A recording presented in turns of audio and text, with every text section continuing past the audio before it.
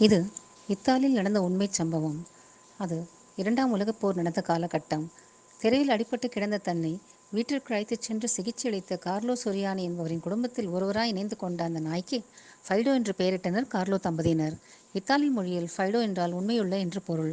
தன் உயிரை காப்பாற்றிய கார்லோவை காலையில் வழியனுப்பவும் மாலை வரவேற்கவும் பேருந்து நிலையத்திற்குச் செல்வது ஃபைடோவின் தினசரி வாடிக்கை. இந்த நிலையில் இத்தாலியின் மீது வீசப்பட்ட குண்டு ஒன்றில் கார்லோ பணியில் இருக்கும் பொழுதே உயிரிழந்ததை அறியாமல் வழக்கம் போல் ஃபைடோ அவருக்காக பேருந்து நிலையத்தில் காத்திருந்து ஏமாற்றத்தோடு இரவு வீடு திரும்பினான்.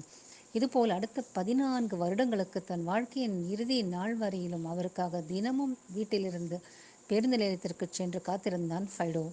1957இல் ஃபைடோ இறப்பதற்கு ஒரு வருடம் முன்பர் ஃபைடோவின் உருவச்சிலையை அந்த நகரத்தின் மேயர் திறந்து வைத்தார்.